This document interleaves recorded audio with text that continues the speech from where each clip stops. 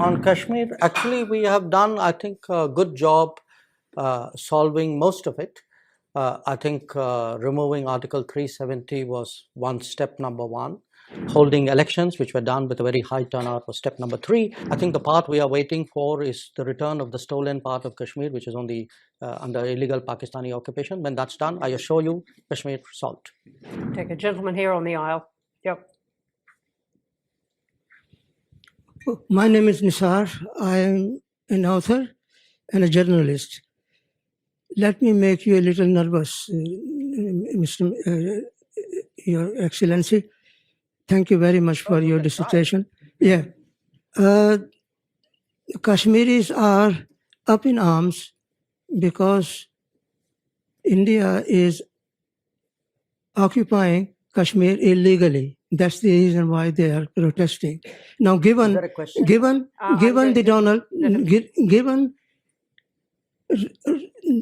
Mr. Trump's zeal for striking peace and peace deal, can Narendra Modi use his friendship with Donald Trump to solve out the problem of Kashmir? There are 1 million soldiers stationed in Kashmir to control 7 million Kashmiris. So what are you going to do about the Kashmir problem? Okay, you haven't spoken about. Can we just capture the question there? Thank you. Look, on Kashmir, actually we have done, I think, a good job solving most of it. I think removing Article 370 was step number 1. Then restoring growth and economic activity and social justice in Kashmir was step number 2. Holding elections, which were done with a very high turnout, was step number 3. I think the part we are waiting for is the return of the stolen part of Kashmir, which is on the under illegal Pakistani occupation. When that's done, I assure you, Kashmir solved.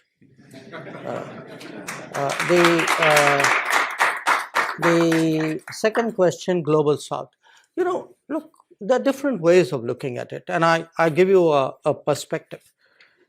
What do countries in Global South largely want? They want more options. They want more experiences to compare, relatable experiences. They would like to get into relationships which actually help them build their society on a sustainable basis. So forget India, China for a moment. I think what is happening and is that much of the Global South in the previous decades had very limited options. They either had Western options, they had multilateral development banks, which were in a way associated with it. Within the Western options, they had maybe some subsets out there. Then at some point, they had Soviet/Russian options. Then you had a set of China options. Now today, if there are Indian options, I would argue that actually it's better for the Global South. It's not worse, because they now have many more possibilities to choose from.